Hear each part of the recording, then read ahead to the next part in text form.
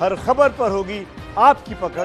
Download कीजिए ABP live app. वतन की हिफाजत के लिए उन्होंने अपनी जान कुर्बान कर दी। देश का सिर ऊंचा रहे इसके लिए उन्होंने अपना सिर कटा दिया, लेकिन तिरंगे को ना ही झुकने दिया और ना ही तिरंगे की शान को कम होने दिया। ये भी नहीं सोचा कि उनके नहीं होने से उनके परिवार का क्या होगा, अपने पीछे जिन्हें वो छोड़ जाएंगे उनका क्या होगा, क्योंकि उन्हें पता था देश से बढ़कर कुछ नहीं है और देश की मिट्टी में मिल जाना उनका सबसे बड़ा गौरव। भारत माता की जय, भारत माता की जय।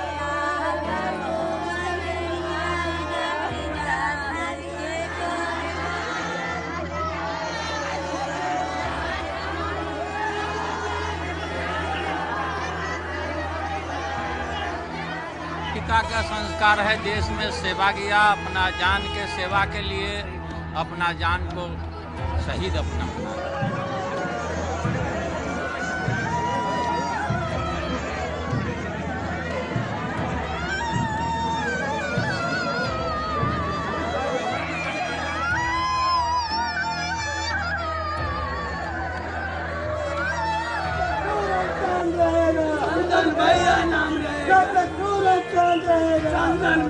अगर हमें सरकार बोलेगा तो मैं दूसरा बेटा को भी देश के लिए शहीद होने के लिए दे दूंगा।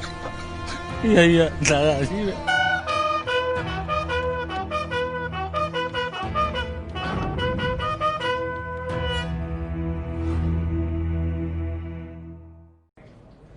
बिहार के समस्तीपुर का सुल्तानपुर गांव आज रो रहा है। अपने सपूत अमन कुमार सिंह की शहादत पर पूरे गांव में मातम पसरा है। सुबह से ही बारिश हो रही थी, लेकिन इसकी परवाह ना करते हुए भी पूरा गांव अपने बेटे का इंतजार कर रहा था। तिरंगे में लिपटा शहीद अमन कुमार का पार्थिव शरीर जब मोइनुद्दीन नगर के सुल्तानपुर गांव पहुंचा तो लोग अपने आंसुओं को रोक नहीं पाए। लद्दाख की गलवान घाटी में चीनी सैनिकों से झड़प में अमन शहीद हो गए।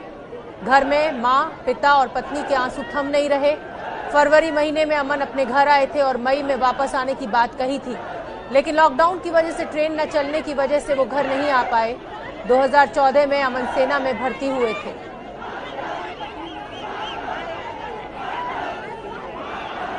परिजनों का रो रो कर बुरा हाल।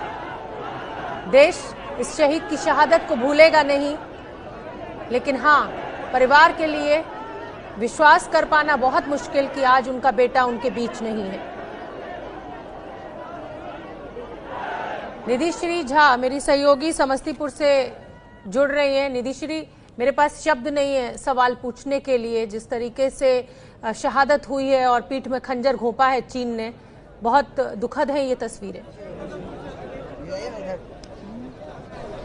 देखिए, जाहिर सी बात है शोभना कि 27 साल मात्र इनकी उम्र थी अमन की और इन्होंने देश के लिए सर्वोच्च बलिदान दे दिया। इस वक्त मैं इनके घर पर मौजूद हूं और यहां पर सीधी तस्वीरें तमाम लोगों को दिखाना चाहती हूं। दरअसल बारिश हो रही थी अब से लगभग 10 मिनट पहले तक और ये लोग इसी तरीके से बारिश में भीग कर भी टिके रहे ताकि वो अमन का अंतिम दर्शन कर सके। और बात भी तो इसी की है ना कि हम लोग घर में अपने महफूज रह सके, इसलिए सीमा पर हमारे सैनिक जो है वो देश की रक्षा के लिए तैनात रहते हैं। और ऐसे में जब बारी आई, जब समय आया तो उन्होंने देश के लिए बलिदान दे दिया। और तमाम लोगों को देखिए, सभी इसी तरीके से तिरंगा लेकर कल से मौजूद है, क्योंकि कल से इनके पार्थिव शरीर का इंतजार किया जा रहा था। जब हमने इनके पिता से बात की तो उन्होंने कहा कि नाराजगी सिर्फ इस बात को लेकर की कि चीन ने इस तरीके की हरकत क्यों की, जब सब कुछ बातचीत से हल हो सकता था, जब डी एस्केलेशन प्रोसेस चल रहा था। इस वक्त अगर चीन ने ऐसी नापाक हरकत की है तो इसको लेकर के गुस्सा पिता के चेहरे पर साफ दिख रहा था। और लोगों को देखिए, सबके हाथ में तिरंगा है और कीचड़ भी आप देख सकती हैं, कीचड़ से पैर सना हो चाहे जो कुछ भी हो, तमाम लोग इस वक्त जो है अंतिम दर्शन के लिए इंतजार कर रहे हैं। पार्थिव शरीर घर के अंदर है जहां पर माँ, उनकी पत्नी जो कि कल से ही बेहोश हुई पड़ी है, बिल्कुल बेसुध है। और इस तरीके की तस्वीर बिल्कुल पूरा गांव और आसपास के गांव से भी लोग आए हुए हैं और गमगीन तस्वीरें हैं। यहाँ पर जो ट्रक है वहां पर फूल बकायदा सजाकर तैयारी की गई है ताकि यहाँ से अंतिम यात्रा के लिए वो निकले। और कल से इस तरीके का इंतजार कोई भी नहीं कर रहा था। कौन चाहता है कि घर का सपूत जो अपने आंगन में हंसता खेलता कभी रहा है और घर वापस आने को था मई महीने में, और ठीक 1 महीने बाद आया भी है, तो पार्थिव शरीर, सर्वोच्च बलिदान उन्होंने दिया, देश याद रखेगा। लेकिन लोगों का गुस्सा इस बात को लेकर के कि चीन को लेकर अब भारत को कोई ठोस कदम उठाना चाहिए, और इसी को लेकर तमाम लोग जो है वो अंतिम दर्शन के लिए यहाँ पर उमड़ पड़े। कुछ देर में उनका पार्थिव शरीर घर से बाहर यहाँ पर रखा जाएगा, उसके बाद अंतिम संस्कार उनको दिया जाएगा। तो यहाँ पर लोग जो है वो जाहिर सी बात है चेहरे पर गुस्सा है, लेकिन सभी लगातार वंदे मातरम का नारे भी लगा रहे हैं। शोभना, निधिश्री, आपसे ये भी जानना चाहूंगी कि माता पिता, पत्नी हैं, बच्चे भी हैं अमन कुमार जी के? नहीं, उनकी शादी दरअसल पिछले साल ही हुई थी।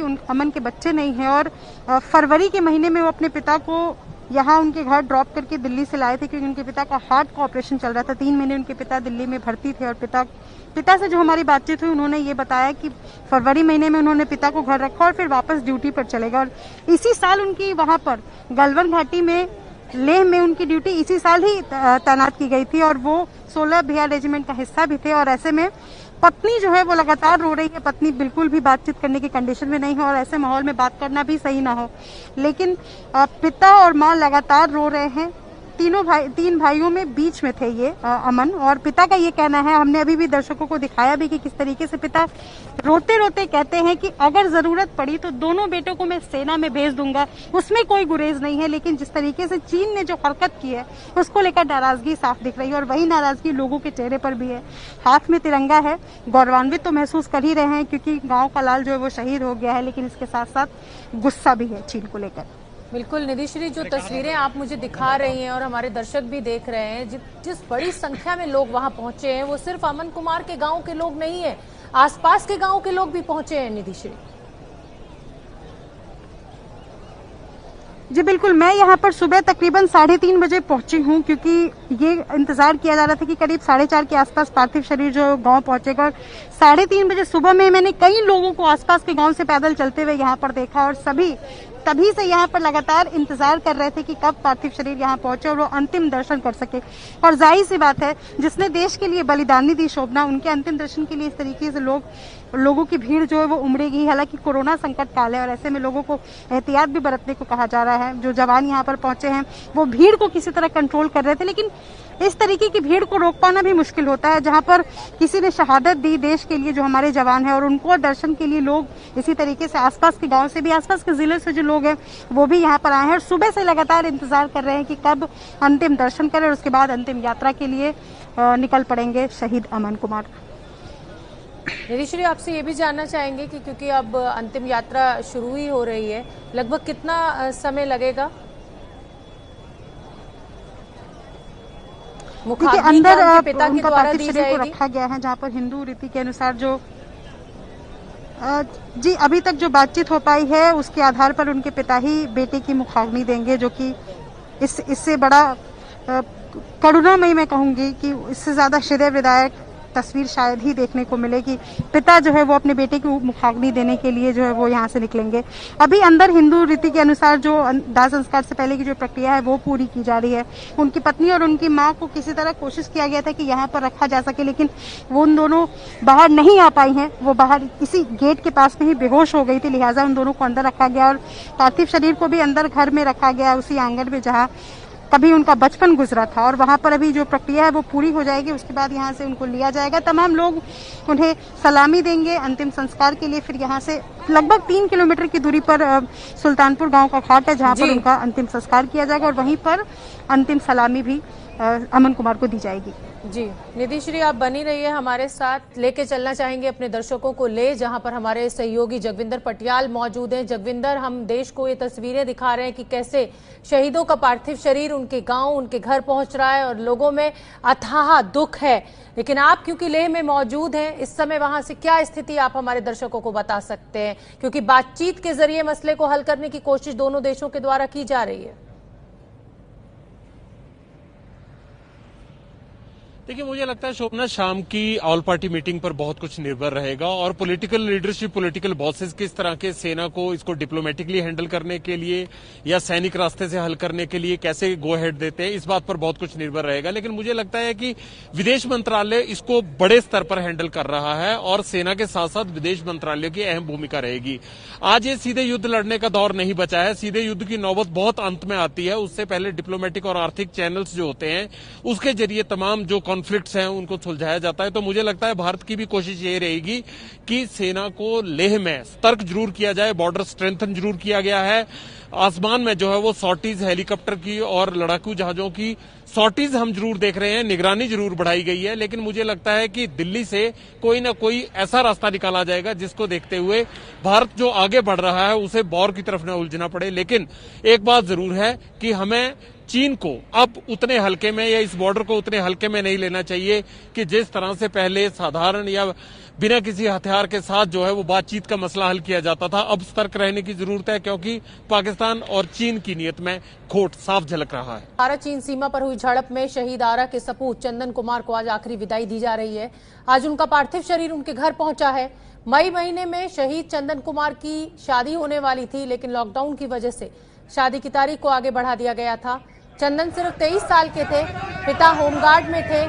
चंदन 4 भाई थे, सभी भाई देश की सेवा में लगे थे। एक भाई तो लद्दाख बॉर्डर पर ही तैनात थे, बाकी के 2 भाई भी सेना में ही देश की सेवा कर रहे हैं।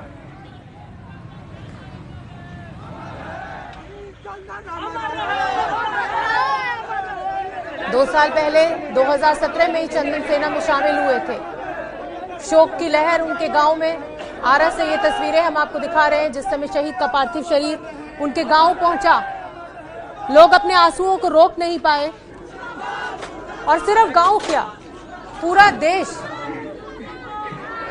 गमगीन हो जाता है जब इस तरह की कोई तस्वीर निकल कर आती है इन बहादुर बेटों की। जब इस तरह से शहादत होती है तो सभी की आंखें नम हो जाती है।